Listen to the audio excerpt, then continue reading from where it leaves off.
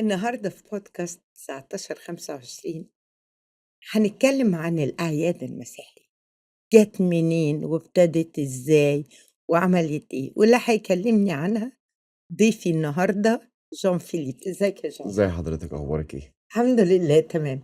الحمد لله. احكي لي بقى عن الأعياد. احنا عندنا شوية معلومات كده عن الاعياد، لان طبعا مش كل الناس عارفاها ومش فاهمة العيد ده بيرمز لايه او كده. فاحنا إمم، حابين ايه، ان احنا نتكلم كده بالراحة، الاعياد دي عبارة عن ايه سببها، ايه الدنيا دي. طبعا هنمشيها من السنة الميلادية من بدايتها. عظيم. اول حاجة اللي هو عيد الكريسماس، اللي هو ميلاد المسيح. ده بيعتبر في المسيحية تاني اهم عيد. طبعًا أهم عيد بالنسبة للمسيحيين اللي هو عيد الصعود، هنتكلم عليه برضه، بس إحنا هنمشيها بالترتيب بقى. طيب. الكريسماس في الطائفة الكاثوليك بتحتفل يوم 25 ديسمبر، والطائفة الأرثوذكس بتحتفل يوم 7 يناير. جه منين؟ ده كان تقويم غريغوري، اللي هم الطائفة الكاثوليك لسه ماشيين على التقويم الغريغوري، والطائفة الأرثوذكس ماشية على التقويم اليولياني. إمم، قصة التقويمات دي يعني قصة كبيرة أوي، فإحنا مش هنتكلم فيها، إحنا بس إمم. بنتكلم على التاريخ نفسه. هي اللي فرقت في الأيام بسبب التقويمات، بالضبط كده. يعني إنما نعتقد يعني أو هكذا سمعت إن الأصح 25 ديسمبر. هو المعلومة اللي عندي إن في فترة من الأوقات لمّا جُم يضبّطوا التقويم، إمم، بسبب إن في طايفة مشيت على تقويم معيّن والطايفة التانية مشيت على التقويم دوّة، هو اللي حصل الgap ده، اللي إمم، هو تقريبًا بتبقى حوالي 13 يوم. هو ده الgap اللي حصل، لكن هو في الآخر احتفال. إمم. خلّينا متفقين إن ده احتفال بميلاد المسيح. أوكي. طيب إحنا دايمًا بنشوف شجرة كريسماس، أنوار، زينة، كل ده بيرمز لإيه؟ إمم، ببساطة جدًا شجرة الميلاد دي بترمز للحياة الأبدية مع المسيح بالنسبة للمسيحيين، والأنوار بداية دخول النور جوّه قلبي، لإن لو حضرتِك خدتِ دايمًا بالِك في الديانة المسيحية، هي ديانة روحانية أكتر، جدًا. أكتر من أفعال. إمم، فعشان كده الأنوار دي بترمز لكده، اهم، الشجرة بترمز للحياة الأبدية. عندنا الصوم 43 يوم قبل ميلاد المسيح، إمم. 43 يوم. طب د ال43 يوم دول عبارة عن دول عند إيه؟ الأرثوذكس بس، صح بالضبط، ال43 بالضبط يوم. كده. هو الأرثوذكس عندهم أيوه، الصيام حتّة صعب زيادة، أوي لازم حتّة زيادة، لازم يضيفوا حتّة زيادة. بالضبط كده. ال40 يوم دي بترمز لصيام موسى النبي آه، لمّا كانوا في الصحرا، وال3 أيام بسبب معجزة نقل المُقطّم. أوكي. فهي جات من هنا ال43 أتصوّر يوم. إن أغلب الناس ما يعرفوش إيه معجزة نقل المُقطّم. للأسف لإن الجغرافيا مختلفة والتاريخ اختلف وحاجات كتيرة اختلطت ببعض. بس أي حد هيروح دير سمعان الخراز هيعرف. هيعرف الحكاية. بالضبط. ولو رجع للتاريخ الصح هيعرف. طب ما تدّيني briefing عنها. جبل المقطّم كان في وقت من الأوقات كان في نُص القاهرة، كان أيام تقريبًا الخليفة حاكم بأمر الله. الحاكم بأمر الله بالضبط، كان في نُص القاهرة، وكان عامل دايمًا مشكلة للناس دي. المهم كان دايمًا الحاكم بأمر الله كان راجل متفتِّح جدًا، وبيحب يعمل جلسات ما بينه وما بين البابا بتاع المسيحيين اللي هو اللي ماسك اليهودية، ما أعرفش بقى بيسموه إيه يعني. حاخام الأكبر. بالضبط كده. وبيقعدوا مع بعض وبيتكلموا وبتاع. فطبعًا اله ال الح ال البابا كان دايمًا بيقدر يغلب بالكتاب وبالآيات وبكل حاجة ال الحاخام. جه الحاخام جاب آية إن المسيح قال: "لو أنت عندك إيمان مثل حبة الخردل." حبة الخردل دي أقل من السمسم، ذرة إمم، رمل، تقدر تقول للجبل ده قوم من هنا روح هنا. خلاص إحنا حليناها، مش أنتم عندكم إيمان؟ انقلوا لنا بقى الجبل ده. إمم، طبعًا الحاكم بأمر الله سمع الكلام دوّة، ضحك وأيوه، أنا عايز أنقل الجبل لإن الجبل عامل له أزمة اهم، جوّه الدولة ومش عارف يبني ومش عارف يعمل. البابا سمع الكلام دوّة،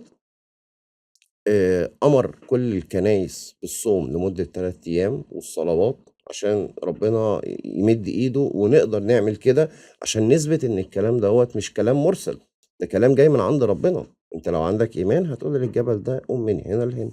فعلًا الكنيسة صامت 3 أيام كل كنايس مصر وصلوات وبتاع، وبعد كده اتجمّع الشعب كله قدّام جبل المُقطّم وابتدوا يصلّوا. ودايما حضرتك لو تاخدي بالك في الكنيسة بيبقى فيه كاهن ماشي بشورية آه، والبخور، آه، والبخور ده بيرمز لحاجات كتيرة قوي في المسيحية. ابتدوا يصلّوا وابتدوا يعملوا الصلوات بتاعتهم، وكل لمّا يقولوا كيريا ليسون اللي هي بما يا معناها يا رب رب ارحم. ارحم، الجبل يتنقل يطلع فوق الأرض ويتحرك، إمم، لدرجة إن هو لمّا من كتر ما اتنقل كانوا بيقدروا يشوفوا الشمس من تحتيها، في وقد لوحة مرسومة كده. بالضبط، آه، لدرجة إن الحاكم بأمر الله قال للبابا كفاية البلد هتتهد، إمم، جبل بقى بالموضوع ده كله واتنقل، وفعلًا اتنقل واتغيّر مكانه لإن ده ما كانش مكانه الأصلي، والحمد لله ده اللي ربنا هو المُقطّم يا جماعة. بالضبط. الحمد لله قدروا يثبتوا إن الكلام دوّة جاي من عند ربنا مش كلام بني آدمين يعني، لإن طبعًا في كلام كتير أوي إن يقول لك ده كذا وكذا، لأ، هو ده كلام من عند ربنا. بس، فعشان كده الكنيسة زوّدت ال3 أيام. ال3 أيام للقصة ديّة، إمم، ودايمًا في التقويم بقى القبطي، دايمًا الصيام بينتهي اللي هو صيام الميلاد يوم 29 كياك، إمم، لو السنة كبيسة ييجي 28 كياك، إمم، بس هو ده بالنسبة لصيام الميلاد. ماشي. نيجي للصيام اللي بعد كده على طول اللي هم بيسموه برامون الغطاس أو عيد الغطاس بتاع القصب والقلقاس. أيوه، حتى دايمًا يقول لِك دي نوّة الغطاس، دايمًا آه، بيبقى الجو صعب أوي وتيجي نوّة الغطاس، طبعًا كل الناس اللي هم في السواحل عارفين نوّة الغطاس دي بتعمل إيه والمزارعين. إمم، دي ذكرى المسيح لمّا راح نهر الأردن ليوحنا المعمدان عشان يتعمّد. العماد ده زي كده رُكن في أركان المسيحية.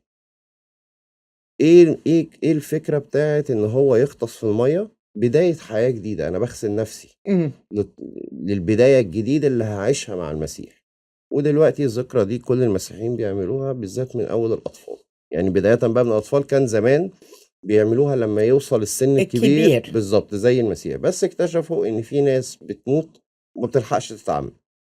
العماد كان زمان الأول بيخلّوا الناس لمّا توصل لسن المسيح اللي هو كان 31 سنة I think ويبتدوا العماد.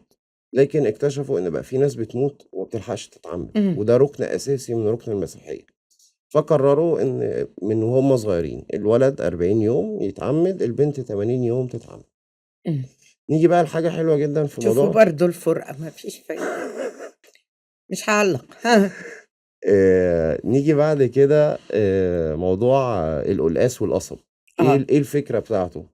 القلقاس حضرتِك لمّا تيجي تعمليه لازم يتحط في مَيّة وبتاع، فده زي إيه، إن أنتِ بتمثّل التطهير من الخطية. أوكي. والقصب لمّا بييجي يتزرع بيبقى حاجة كبيرة أوي، فهو ده النمو الروحي اللي يخلّي اللي هو بيرتفع. بالضبط كده، بترتفع مع ربنا، علاقتك بربنا، الدنيا دي كلّها. وفي حاجة ما أعرفش يعني دايمًا أنا كواحد مثلًا زمايلي ممكن يسألوني إيه سبب موضوع أكل السمك، إمم، ليه ما بناكلش سمك وليه في صيامات بناكل سمك؟ آه، في صيامات إحنا عندنا اسمها أصوام صيدية، اللي هي بما معناها المسيح صامها أو عاشها. إمم، اللي هي الصيام اللي قبل العيد القيامة، ده كلّه المسيح صامه، فده ما فيهوش سمك. إمم، عندنا تاني برامون الغطاس ما فيهوش سمك، طيب. أربع وجمعة ما فيهمش سمك، إمم. الجمعة كانت الصلب والأربع كان بيصلب. الناس كلّها فاكرة إنكم بتصوموا مرّتين بس في السنة. ده المسيحيين غلابة، ده بيصوموا تلات أرباع السنة. لأ أكتر إحنا من تلات أرباع إحنا الحقيقة. بنعدّي تقريبًا I think يعني عشان ما أقولش رقم غلط، آه، بس داخلين في 265 يوم. أنا ده اللي باقوله يعني آه. الصيامات كتيرة جدًا. والصيامات في مشكلة إن الناس فاكرة إن إحنا بنصوم بس بناكل، لأ، هو أصلًا معنى كلمة صيام الامتناع عن أي حاجة بتشتهيها، إمم، يعني أنا لو قُلت الفول الله ده ريحته حلوة، أنا فطرت، أوكي. فالموضوع صعب أوي، زيّها زي النظرة لست هي زنا. بالضبط، إحنا آه، قُلنا في بداية الكلام إن المسيحية هي دين روحاني أكتر من إن هي أفعال يعني، آه. عرّفتنا حاجات يعني بنشوفها بس مش عارفين سببها إيه. دي حقيقة، فميرسي جدًا يا ليا يا جون فندم شرّفتني. لسه مكمّلين مع بعضينا 19، 25.